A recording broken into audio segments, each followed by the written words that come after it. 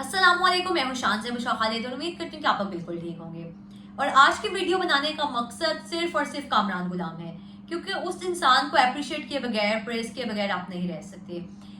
क्योंकि एक वो बंदा जिसने 2013 में डेब्यू किया था डोमेस्टिक लेवल पे, और उसके बाद अब तक उनको पाकिस्तान टीम का हिस्सा नहीं बनाया जा रहा था। इतनी उन्होंने कोशिश की, परफॉर्म किया।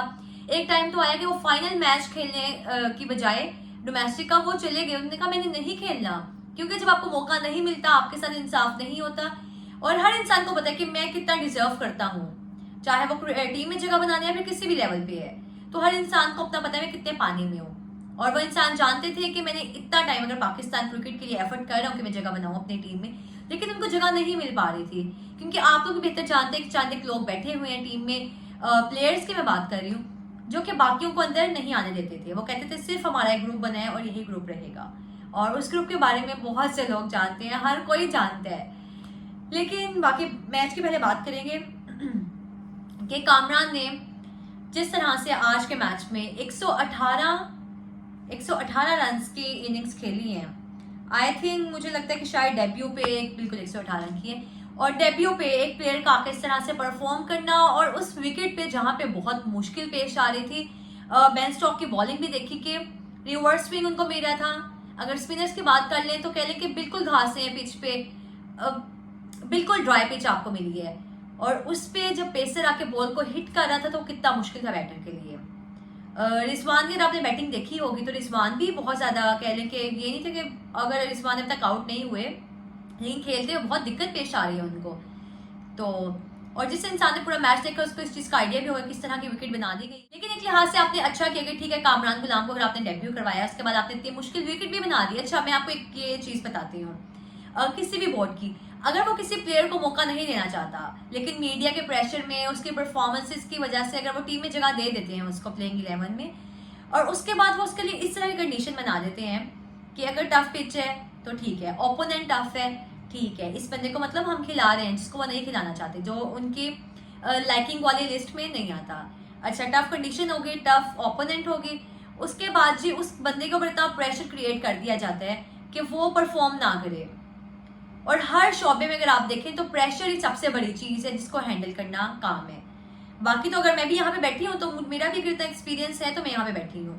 अगर मुझे किसी ऐसे प्लेटफॉर्म पे आप बिठा दें जहाँ पे मेरे से बहुत पुराने लोग बैठे हों, जिनका 25 साल का एक्सपीरियंस हो, 20-20 साल का एक्सपीरियंस हो, तो वहाँ पे सिर्फ मेरा प्रेशर देखा जाएगा कि मेरे में कितना कॉन्फिडेंस है और मैं प्रेशर को किस तरह से हैंडल कर रही हूँ। तो प्रेशर एक वाहिद चीज होती है किसी भी शोबे में, अगर आप देख लो हर इंसान उस चीज से गुजरा हुआ है।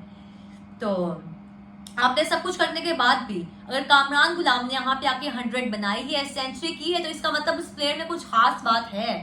और उसने अपने आप को बताया आके कि मैं ये था, आप लोग मुझे मौका नहीं दे रहे थे, आप लोग उन्हीं प्लेयर्स पे रिलाई करते हैं जो कि 25-30 रन बनाना जानते हैं। और आज सामी अयूब ने 77 रन बनाए हैं, और उसके बाद कॉन्फिडेंस देखें, फिर वो स्टार बन जाते हैं इनिंग्स के बाद 150 करने के बाद। क्या बात है, सामी अयूब ने हेटर्स का मुंह बंद कर दिया। भैया परफॉर्म नहीं करेंगे तो आपके हेटर्स नहीं है, ये वो लोग हैं जो आप पे तनकीद करते हैं, उनका काम है तनकीद करना। अगर आप पे बुरा टाइम आता है, अगर आप जहां पे सेंचुरी बना रहे हैं, अगर आप 0 रन बनाते हैं, तो वो आपके कहने के पार्ट है, आपके करियर का पार्ट है, आपकी लाइफ का पार्ट है। हर इंसान के ऐसे कि आपको अरूज भी है, सवाल भी है। अगर एक सहाफिया पे बात कर रहे हैं तो उस चीज से आपको प्रॉब्लम है, फिर हम आपके हेटर्स बन जाते हैं। तो क्या ही बात है इन प्लेयर्स की, बस ये चाहते हैं कि लोग आके मीडिया पे हमारी बात करें, चाहे वो सहाफ़ी हैं, फैंस हैं, फजूल में। ठीक है, अब मजीद शायद लगते हैं मैच पे बात करनी पड़ेगी। लेकिन अगर बात कर लेते हैं अब्दुल्ला शफीक की, तो अब्दुल्ला ने आज किए हैं जी 7 रन। क्या ही बात है, 28 गेंदों का इस्तेमाल करते हुए 7 रन बनाए हैं। और शान मसूद जो हैं 3 रन बनाते हुए वापस गए। साउथ शकील ने भी 4 रन बनाए हैं। और अब जो है क्रीज पे रिजवान और आगा खड़े हैं। आगा ने भी 5 बना लिया, रिजवान ने 37 बनाए हैं। और इस मैच के बाद, मतलब इस दिन के बाद, मैच तो अभी खैर जारी है और उम्मीद है कि शायद पाकिस्तान ने मैच जीत जाए, बहुत उम्मीद है, क्योंकि आप 3 स्पिनर्स के साथ चले गए हैं और जिस तरह की विकेट बना दी है। अब दुआ करें कि आपके जो प्लेयर्स आपने शामिल किए प्लेइंग 11 में वो परफॉर्म भी करके आपको दें। और जिस तरह से आकिब जो ने बात की है कि इनके पास कोई फॉर्मूला नहीं है मैनेजमेंट के पास ना, जब ये सिलेक्शन कमेटी का हिस्सा बने उससे पहले उन्होंने एक मीडिया पे बैठ के बात की कि आप बिल्कुल एक ड्राई पिच बना दें, और उसके बाद आप स्पिनर्स को खिला दें, आप जी जाल में फंसा लें इंग्लैंड की टीम को, तो अब देखते हैं कि आया कि क्या वो अब मतलब अपनी प्लेइंग 11 बना के और अपने मुताबिक विकेट बनवा के अब जाल में फंसा पाते हैं इन्हें। अब तो पता चलेगा तब जब पाकिस्तानी बॉलर्स आएंगे। और बाकी जहाँ तक बात है बाकी प्लेयर्स की, रिजवान की, फिर बाकी ये साउथ शकील परफॉर्म नहीं करेगा तो वैसे इस चीज़ का कोई फायदा नहीं है। अगर आप प्लेयर हैं, ठीक है, एक मैच में आपने परफॉर्म नहीं किया, 2 में नहीं किया, लेकिन कंटिन्यूसली आप एक इनिंग्स खेलनी है बड़ी, जैसे अब्दुल्ला ने आके 100 बना दिया, उसके बाद फिर 0-0, फिर बेशक 20 इनिंग्स गुजर जाए लेकिन 0। साइम अयूब को देख लें, 150 बना दी, फिर अगले 10 मैचों में 0। और अब इस तरह की मैं बात करूंगी कि उन्होंने बात की है कि कामरान गुलाम ने जिस तरह से खेले हैं तो उनके ऊपर कोई प्रेशर, बगैर किसी प्रेशर के आए हैं। अब इसमें इसके पीछे उनकी बात का क्या मकसद था कि शायद जिस तरह बाबर आजम के ऊपर इतना प्रेशर होता है वो आके खेलने परफॉर्म नहीं कर पाते, ये मकसद था कि शायद वो इस तरह के प्रेशर में आए हैं, या फिर उनका कहने का ये मकसद था कि डोमेस्टिक पे उन्होंने इतना लंबा टाइम दिया और जब प्लेयर के पास इतने स्किल्स हैं, इतना टैलेंट है और इतना एक्सपीरियंस है, एक्सपीरियंस मैटर्स अ लॉट, अगर इतना एक्सपीरियंस है और उसके बाद अगर वो आके खेल रहे हैं तो फिर उसके ऊपर प्रेशर नहीं होता। उसको पता है भाई मेरा ये नेचुरल है, मैंने ये खेलना है, मेरा ये मैंने प्रैक्टिस की हुई ये सालों साल इसी के ऊपर, तो मैं नहीं यहाँ पे लैग करूंगा। अब पता नहीं उनका कहने का क्या मकसद था। अगर उन्होंने ये नेगेटिव वे में कहा है कि, लेकिन प्रेशर ही बहुत था, नेगेटिव वे में भी वो नहीं कह सकते थे। जिस तरह से कामरान गुलाम की टीम में जगह बनी है, एक पाकिस्तान के सुपरस्टार बाबर आजम को निकाल के टीम से, तो प्रेशर था उनके ऊपर भाई, बहुत प्रेशर था।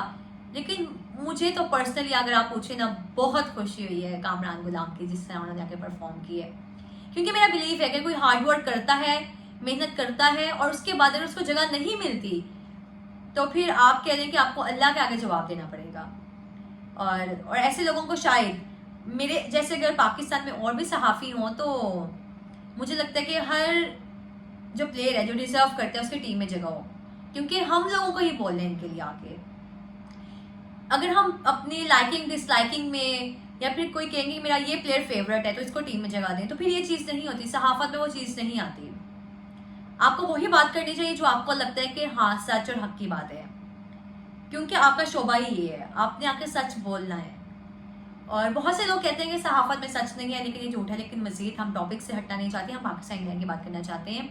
लेकिन अब देखते हैं कल के दिन आगा और सलमान अली आगा और मोहम्मद रिजवान जो हैं आके किस तरह इनिंग्स का आगाज़ करेंगे और कितना लंबा लेकर चलेंगे और पाकिस्तान कहाँ जाके डिक्लेयर करेगा। अगर मुझे लगता है कि अब तक पाकिस्तान टीम की जानिब से 259 रन बन चुके हैं, अगर 350 के लगभग भी डिक्लेयर करती है पाकिस्तान टीम, अगर आउट नहीं होते, तो मुझे लगता है कि हमारे बॉलर्स को चाहिए कि आप 200 पे उनको स्टक कर लें। लेकिन अब देखते हैं कि हमारे बॉलर्स में कितनी एबिलिटी होगी, और बहुत टाइम से तो इन बॉलर्स को नहीं देखा परफॉर्म करते हुए, तो उम्मीद है कि अच्छा ही कुछ करेंगे।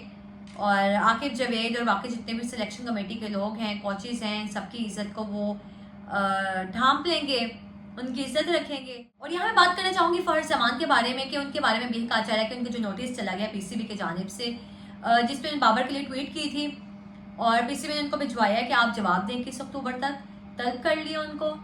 लेकिन मुझे लगता है कि ठीक है वो सेंट्रल कॉन्ट्रैक्ट में थे, उनको बात नहीं करनी चाहिए थी, लेकिन आप प्लेयर्स पे इस तरह का प्रेशर ना डालें। अगर उन्होंने मीटिंग में उस्मान वाला के फिर बाकी पीसीबी के लोगों को उनकी हकीकत दिखाई है, तो आप अब इस चीज़ को बीच में कह लें कि वो कहते हैं ना, उर्दू का एक वर्ड है कि आप सिर्फ इस चीज़ का मुद्दा बना के बाकी बदले ले रहे हैं उनसे, तो आप खुदारा ये चीज़ ना करें। और सुनने में आ रहा है कि ऑस्ट्रेलिया के खिलाफ जो पाकिस्तानी मैचेस खेलने भी जा रहे हैं ऑस्ट्रेलिया, तो उसका हिस्सा वो नहीं होंगे। आप प्लेयर्स के साथ ज्यादती मत करें। अगर उनका पीछे कोई तकरीबन कह लें साल 1.5 रह गया है करियर का, तो आप उनको इज्जत के साथ खिलाएं मैचेस, उनको हिस्सा बनाएं टीम का, और इस तरह के काम आप मत करें।